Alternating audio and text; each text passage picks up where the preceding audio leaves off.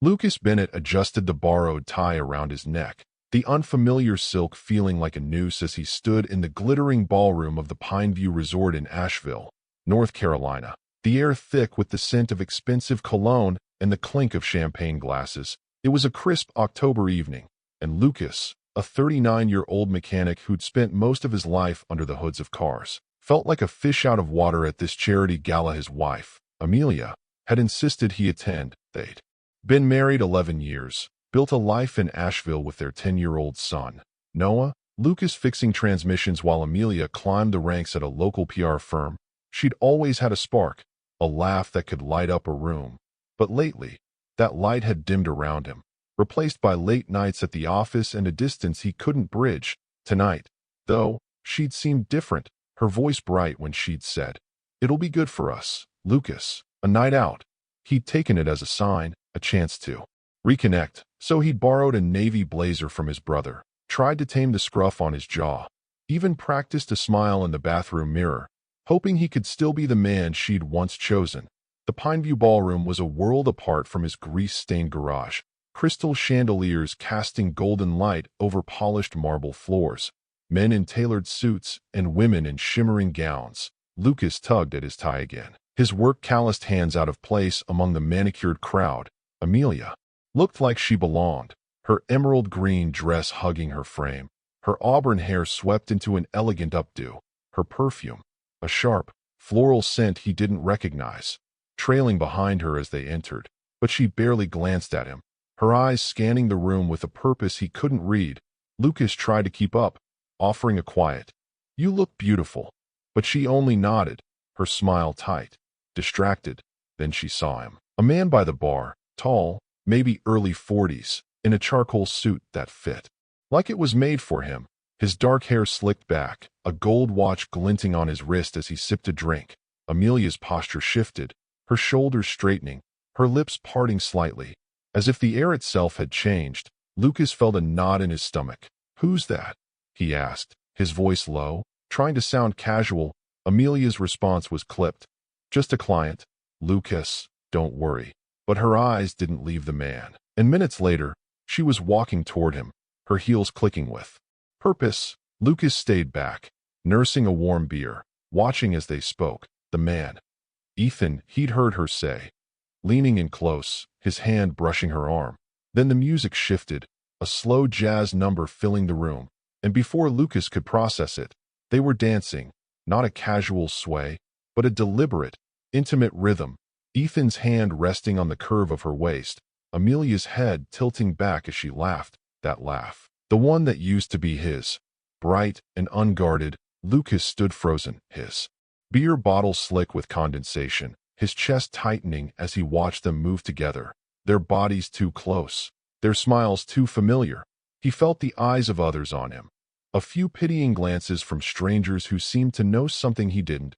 He pretended to study a silent auction pamphlet on a nearby table, but his ears burned, his hands clenched, the gold watch on Ethan's wrist catching the light with every turn, a detail that seared into Lucas's mind. When the song ended, Amelia walked back toward him, her cheeks flushed, her eyes bright. Lucas stepped forward, his voice barely a whisper. "Can we talk for a minute?" she sighed, brushing a strand of hair from her face. "What?" "Lucas," he swallowed hard. "If you go back out there and dance with him again, we're going to have a problem." Her laugh was sharp, dismissive. "A problem? Don't be dramatic." And before he could respond, she turned, her dress shimmering as she walked back to Ethan. The music starting again. Lucas watched, his heart sinking, the gold watch glinting like a warning. He knew something had broken tonight, something he might never fix. And as the gala lights sparkled around him, Lucas felt more alone than he ever had, standing in a room full of people, watching the woman he loved dance with someone else, like he was nothing more than a shadow in her world. The jazz melody faded into the hum of chatter and clinking glasses as Lucas Bennett watched Amelia glide across the Pineview Resort ballroom with Ethan, the man whose gold watch had become a searing image in his mind, her emerald dress catching the chandelier light with every step, her laughter ringing out like a melody he no longer knew. Lucas's borrowed blazer felt tighter, the fabric scratching against his skin as he stood by the silent auction table, The pamphlet in his hand crumpled from his grip. He couldn't take it anymore. Not another second of watching her dance with Ethan like he didn't exist, like their 11 years of marriage were nothing more than a footnote in her glittering night. Lucas set his beer down with a quiet thud, the warm liquid sloshing slightly, and made his way toward the side exit of the ballroom, his steps deliberate, not rushed. He didn't want to make a scene. Not here. Not in front of Asheville's elite, who already looked at him like he didn't belong. The cool October air hit him as he stepped outside. The muffled sounds of the Gala fading behind a row of manicured hedges. The soft glow of string lights lining the pathway casting long shadows across the gravel lot. Lucas stood there, his breath visible in the chilly night, his hands shoved deep into his pockets. He didn't know what to do, where to go. He just knew he couldn't stay inside. Watching Amelia smile at another man the way she used to smile at him, he pulled out his phone, pretending to scroll through notifications. But his screen was blank, no messages, no missed calls, just a reflection of his own tired face staring back. The weight of the evening pressed down on him. The humiliation, the betrayal, the way strangers' pitying glances had burned into him. He almost left, his keys jangling in his hand as he walked toward their old pickup truck, the same one they'd driven to Noah's first soccer game, the one where Amelia had kissed him under a rainy sky and called him her hero. But he stopped, his hand on the door handle. They'd driven here together. She was still his wife. He couldn't just leave her, not yet. So he waited, leaning against the truck, the cold metal biting through his blazer. Time stretched on. 10 minutes, 15, 20, his mind replaying the dance, Ethan's hand on her waist, her dismissive laugh when he'd asked her to stop. Finally, the passenger door swung open. Amelia slid into the seat, her perfume filling the cab with that unfamiliar floral scent. Her eyes sharp, blazing with a mix of irritation and defiance. "You just walked out, Lucas, at my event, really?"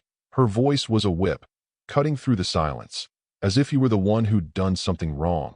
Lucas turned to her, his jaw tight. "I couldn't stay in there, watching you with him." Her scoff was immediate, harsh. "With Ethan? He's a client. I told you. We were networking." Lucas's voice was low, steady, but laced with hurt. "Networking doesn't look like that. Amelia, you were dancing with him like I wasn't even there, like he was the only one in the room." She rolled her eyes, crossing her arms, her emerald dress shimmering even in the dim light of the truck. "You're making this into something it's not. You always do this." Overreacting. But Lucas pressed on, his voice rising slightly. "I asked you not to go back out there. I told you we'd have a problem, and you didn't care. You didn't even look at me." Amelia turned her head, staring out the window, her silence louder than any defense. Lucas kept going, the words spilling out. "You invited me here to play the good husband, didn't you? So your coworkers wouldn't talk, so you could look like you still had a family. But you didn't want me here, not really." Her head snapped back to him, her eyes cold. "If you're so miserable, Lucas, why are you still here? Why do you keep pretending we're something we're not?" The question hit him like a punch, not because it was unfair, but because it was true. She wasn't apologizing, wasn't explaining, she was challenging him, daring him to admit what they both knew, that their marriage had been hollow for longer than he wanted to admit. Lucas's hands gripped the steering wheel, his knuckles white. "I'm here because I thought we were still a team, because I thought you still cared." Amelia's laugh was bitter. "Cared? Lucas, I've been carrying us for years, the late nights, the deals, keeping us afloat while you tinker in your garage. I needed this night for me." Her words cut deep, reducing him to nothing more than a background fixture in her life.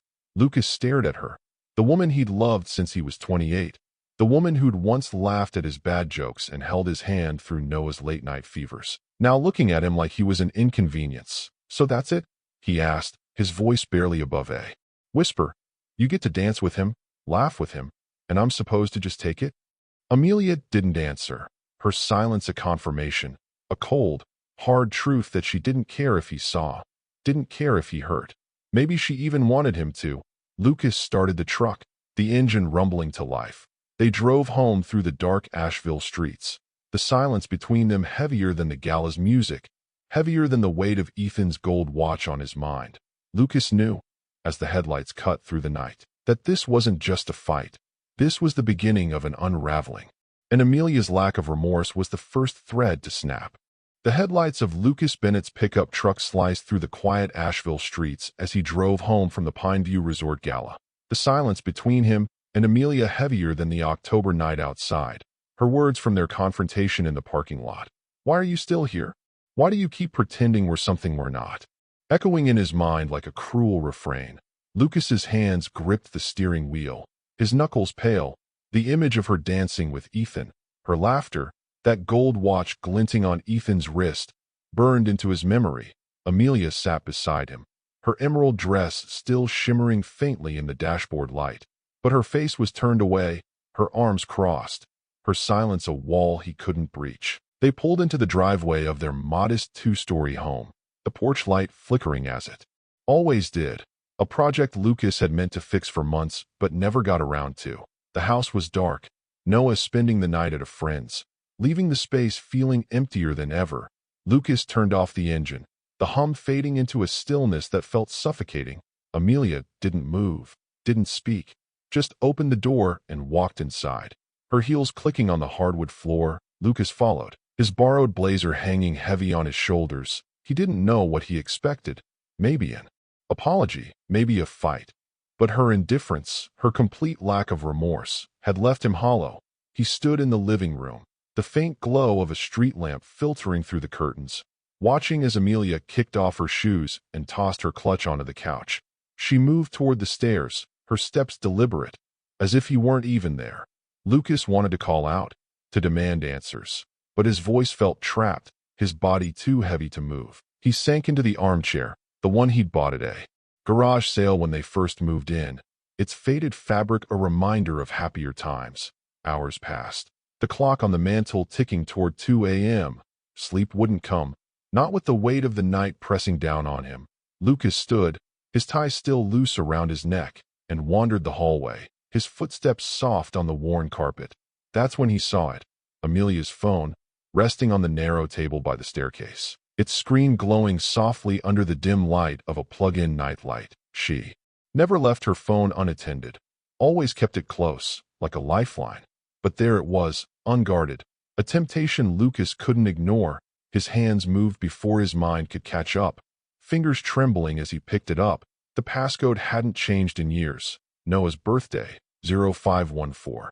He typed it in, the screen unlocking with a soft click. Lucas's heart pounded as he opened her messages. The first thread at the top labeled simply Ethan. He tapped it, his breath shallow, part of him screaming to stop, to put the phone down. But he couldn't. Not after tonight. Not after her cold dismissal.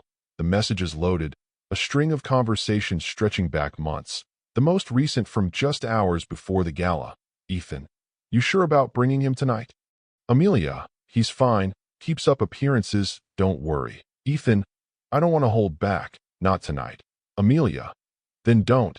He'll get the hint eventually. Lucas's stomach churned, his hands growing cold. He scrolled further, each message a knife, late-night texts. Missed you at the bar last week. Photos, not explicit, but intimate. Ethan's hand resting on hers across a table at a dimly lit restaurant. A shot of his gold watch next to her coffee cup. One of Amelia in a hotel mirror, her blouse half unbuttoned. A smile on her face that Lucas hadn't seen in years. The messages spanned months. A secret life she'd built without him. One where he was nothing more than a prop, a cover to maintain her image. The worst part wasn't the flirtation, it was her intent. A text from 2 weeks ago. Amelia, I need this. Ethan, I need to feel like me again, not just a wife, not just a mom. Ethan, you're more than that. Always have been. She wasn't chasing love with Ethan. She was chasing freedom, an identity that erased Lucas entirely. Footsteps broke his trance. Amelia appeared at the top of the stairs, her hair loose now, wearing an oversized sweatshirt. His sweatshirt, the one he'd worn to Noah's soccer games. She froze when she saw him, her phone in his hand, her eyes narrowing. What are you doing? Her voice was sharp, but there was a tremor beneath it. Lucas didn't yell, didn't throw the phone. He just looked at her, his voice low, broken. How long, Amelia? She hesitated, her gaze dropping to the floor. For months, she whispered. But it wasn't supposed to be anything. It just happened. It filled something I didn't know I needed. Lucas laughed, a hollow, bitter sound. Filled something? You mean the part of you that forgot I existed? That I've been here, fixing cars, fixing this house, being a father to Noah, while you built a whole other life. Her silence was deafening, her lack of remorse a confirmation of everything he'd feared. She stepped closer, her voice softer. Lucas, I didn't mean to hurt you. But he cut her off. You didn't mean to get caught. You meant every word in these messages. I was just supposed to stay invisible, wasn't I? Amelia's eyes flickered, but she didn't deny it, didn't fight back. She just stood there, the woman he'd loved for over a decade, now a stranger in his sweatshirt. Lucas set the phone down, his hands shaking, the truth settling over him like a cold fog. This wasn't a mistake. This was a choice, her choice. And as the clock ticked toward dawn, Lucas knew he couldn't unsee what he'd found, couldn't unfeel the betrayal. He was done pretending, done being the shadow in her life. And somewhere deep inside, a resolve began to form, one that would change everything. The first light of dawn crept through the curtains of Lucas Bennett's Asheville home, casting pale streaks across the living room where he sat, his borrowed blazer discarded on the floor, the tie still dangling loosely around his neck like a forgotten chain. The night had stretched into a sleepless vigil, his mind replaying the sting of Amelia's words. For months, but it wasn't supposed to be anything. And the damning messages with Ethan that had shattered his world, the gold watch, her laughter, the photos of her half-unbuttoned blouse in a hotel mirror, all burned into his thoughts. Lucas rubbed his eyes, the exhaustion settling deep in his bones. But beneath it, a new clarity emerged, a resolve to end the charade of a marriage that had died long before he'd seen those texts. He couldn't stay in this house, pretending with a woman who saw him as a prop, a shadow to maintain her perfect image. Lucas stood, his legs unsteady, and moved to the kitchen, the familiar creak of the floorboards underfoot a reminder of the life he'd built, the table where he'd helped Noah with math homework, the counter where he'd cooked pancakes on lazy Sundays. Now it all felt like a stage set for someone else's play. He needed a plan, something concrete to reclaim his dignity. Lucas opened the junk drawer, pulling out a small notebook and pen, his hands trembling as he began jotting down evidence, dates from the texts. The Gala night, the hotel mirror photo. He'd need more proof to protect himself and Noah. He grabbed his phone, snapping pictures of the bank statements he kept in a file on the counter, noticing charges he'd never questioned. $250 at a downtown boutique, $180 at a spa he'd never heard of, a $300 dinner receipt from a restaurant Amelia claimed was a work meeting. The pieces clicked into place. A life she'd funded with their shared money. A life that didn't include him. Lucas's jaw tightened. He wouldn't let her walk away with everything. Not after this. He decided to call a lawyer. Not someone local who might know Amelia's PR circle, but a friend of a friend in Charlotte. A no-nonsense guy named Hank Larson. Lucas dialed at 6 a.m., his voice hoarse but firm. Hank, it's Lucas Bennett. I need help. My wife's been cheating. I've got proof. I want a divorce. Hank's response was brisk. Bring everything to my office tomorrow, 10 a.m. Don't confront her yet. Lucas hung up, a strange calm settling over him. He started gathering more, rifling through Amelia's gym bag by the door, finding a crumpled receipt for 2 glasses of Merlot and an appetizer at a bar 20 miles away, dated a week ago when she'd said she was at yoga. He photographed it, his hands steady now, driven by a need to protect what was his. Amelia emerged from upstairs around 7 a.m., her hair a mess, still in his oversized sweatshirt. The sight of it twisted the knife deeper. She moved to the kitchen, pulling out a skillet as if it were any other morning. Want some eggs? She asked, her tone casual, almost cheerful.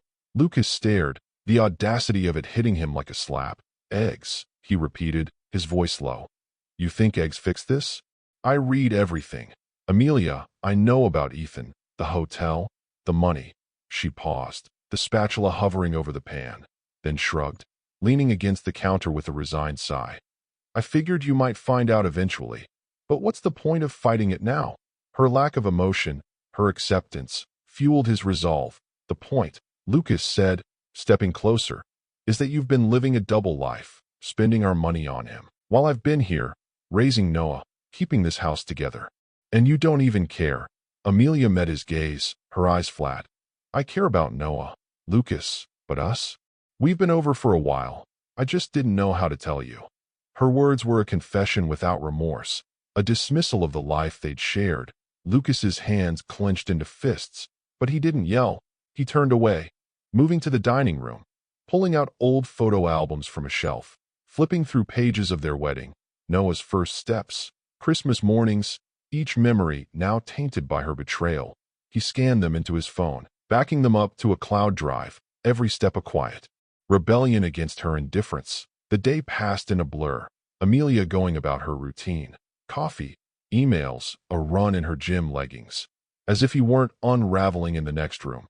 Lucas packed a small bag, shirts, socks, his favorite wrench, things he could carry without her noticing. He hid it in the garage, planning to leave for Charlotte in the morning.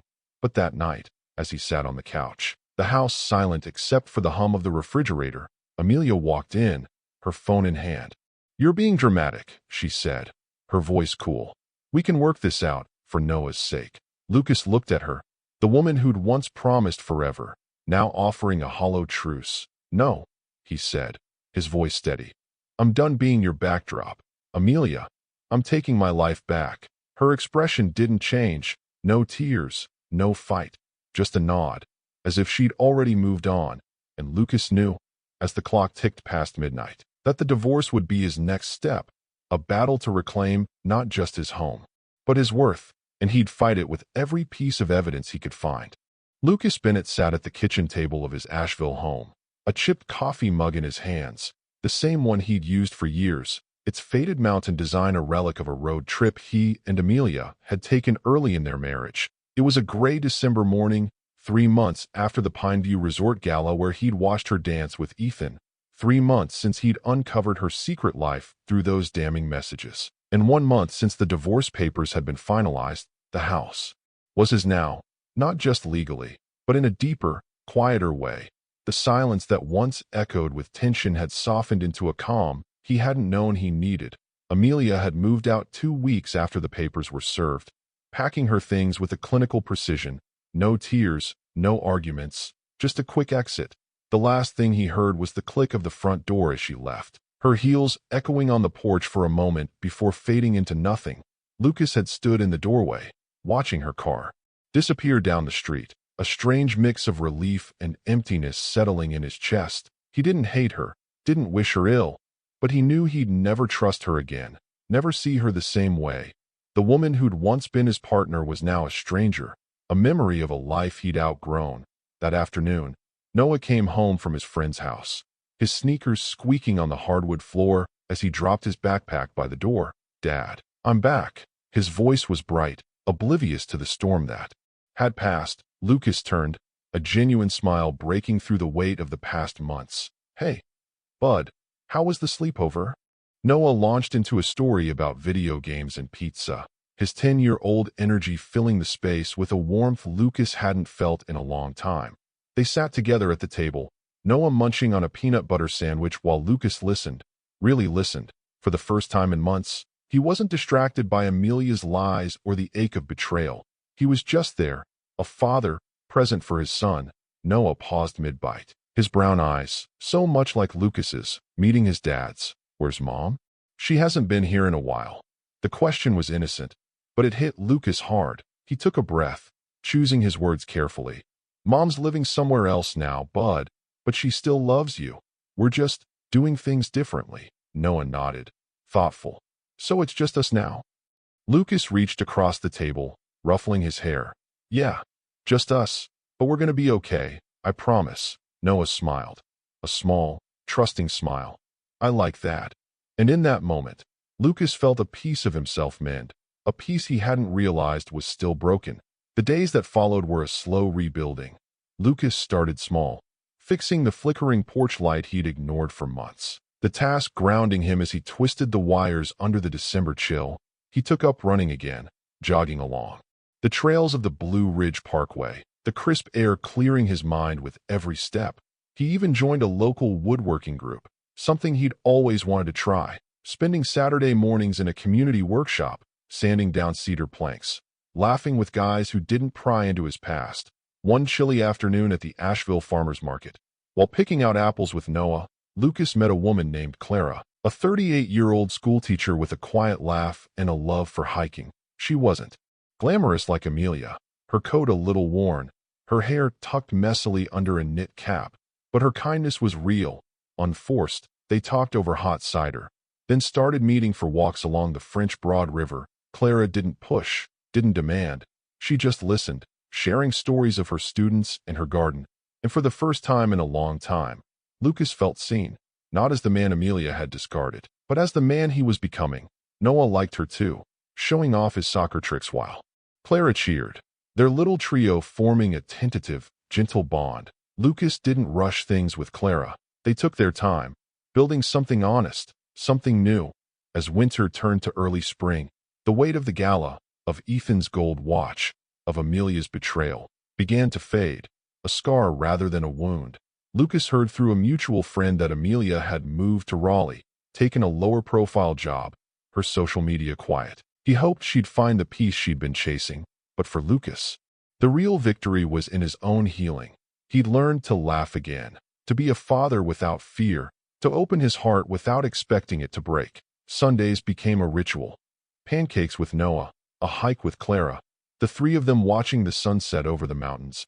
And as Lucas stood on his porch one evening, Noah's laughter echoing from the yard, Clara's hand brushing his as they shared a blanket, he realized he'd found something Amelia could never take, a life built on truth, on presence, on the small joys that mattered most. He wasn't the man who'd stood frozen at the Gala, watching his world unravel. He was the man who'd walked away, who'd fought for his son, for himself. And as the stars blinked to life above the blue ridge, Lucas knew he was finally whole again.